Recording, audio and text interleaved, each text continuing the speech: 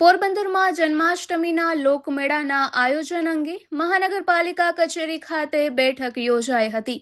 પોરબંદર ચોપાટી મેળા મેદાન ખાતે યોજાતો જન્માષ્ટમીનો લોકમેળો એ સૌરાષ્ટ્રનો બીજા નંબરનો લોકમેળો માનવામાં આવે છે.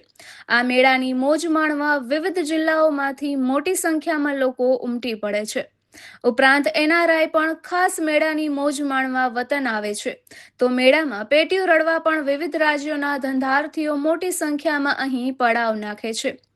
ત્યારે મહાનગરપાલિકા દ્વારા દર વર્ષની પરંપરા મુજબ આ વર્ષે પણ જન્માષ્ટમીના પાવન પર્વ નિમિત્તે મૈત્રી, ભક્તિ, સંસ્કૃતિના પાવન પર્વ એવા શ્રી કૃષ્ણ સખા સુદામા સાંસ્કૃતિક લોકમેળા 2026નું આયોજન કરવામાં આવ્યું છે. લોકમેળાના સુચારુ આયોજન માટે સમિતિની રચના કરવામાં આવી છે. તારીખ 3 સપ્ટેમ્બરથી 7 સપ્ટેમ્બર સુધી લોકમેળો યોજાશે. લોકમેળાની વિવિધ કામગીરી અંગે સમિતિના સભ્યો તથા સંબંધિત વિભાગોના અધિકારીઓ સાથે મેયર સાગર મોદી, મ્યુનિસિપલ કમિશનર ટી.સી. તીર્થાણી વગેરેની ઉપસ્થિતિમાં મહાનગરપાલિકાના સભાખંડ ખાતે બેઠક યોજાઈ હતી. લોકમેળાના આયોજનને લઈને ચોપાટી મેળા ગ્રાઉન્ડના 3 પ્રવેશ દ્વારોની પહોળાઈ વધારવા, મેળાની અંદર દુકાનધારકોને માલસામાનના પરિવહન માટે 2 વિશેષ પ્રવેશ દ્વાર નક્કી કરવા તેમજ લોર્ડ્સ હોટેલ પાસેના પ્રવેશ દ્વારને વીવીઆઈપી પ્રવેશ માટે રાખવા અંગે ચર્ચા કરવામાં આવી હતી.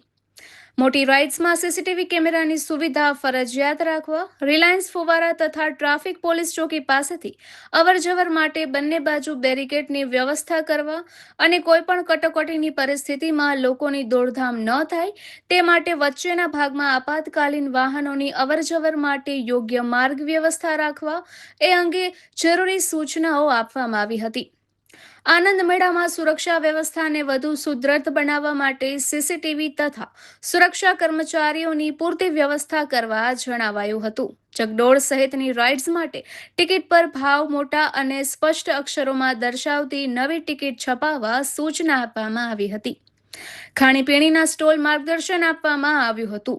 ખાદ્ય ચીજવસ્તુઓનું વેચાણ એમઆરપી કરતાં વધુ ભાવે ન થાય તે માટે જરૂરી વ્યવસ્થા કરવા તેમજ તમામ ખાણીપીણીના સ્ટોલ ધારકો દ્વારા ભાવ દર્શાવતું મેનુ ફૂડ ઇન્સ્પેક્ટર અને પ્રાઇઝ ઇન્સ્પેક્ટરને જમા કરાવવું ફરજિયાત બનાવવા સૂચના આપવામાં આવી હતી. તારીખ 5 થી નગરપાલિકા કચેરી ખાતેથી રાઇડ્સ, સ્ટોલ અને પ્લોટ ધારકો માટે ફોર્મ મેળવવાનું શરૂ થશે. બેઠકમાં સ્ટેન્ડિંગ કમિટીના ચેરમેન વિક્રમભાઈ ઓડેદરા, નાયબ મ્યુનિસિપલ કમિશનર મનન ચતુર્વેદી, પ્રાંત અધિકારી સંદીપ જાદવ, ડીવાયએસપી ઋતુ રાબા, માર્ગ અને મકાન વિભાગના કાર્યપાલક ઇજનેર, પીજીવીસીએલના અધિક્ષક ઇજનેર, જિલ્લા આરોગ્ય અધિકારી, યાંત્રિક વિભાગના કાર્યપાલક ઇજનેર, એફડીસીએના food safety officer, industrial health and safety વિભાગ, સહાયક વિદ્યુત નિરીક્ષકની કચેરી તથા મામલતદાર સહિત સંબંધિત વિભાગોના અધિકારીઓ અને તેમના પ્રતિનિધિઓ ઉપસ્થિત રહ્યા હતા. નિપુલ પોપટ, પોરબંદર ટાઈમ્સ. શ્રી કૃષ્ણ સખા સુદામા લોકમેળા 2026નું આયોજન પોરબંદર મહાનગરપાલિકા દ્વારા કરવામાં આવશે. તારીખ 3/9/2026થી 7/9/2026 સુધી મૈત્રી, ભક્તિ અને સંસ્કૃતિનું પાવન પર્વ આપણા દ્વારા ભવ્ય રીતે આયોજન કરવામાં આવશે અને લોકો એને ખૂબ એનો લાભ લે. પોરબંદરની સાંસ્કૃતિક પરંપરા અને શ્રી કૃષ્ણ અને સુદામાની મૈત્રીતાનો જે છે તેનો પ્રયાસ કરવામાં આવશે. નાગરિકો માટે તમામ મેળો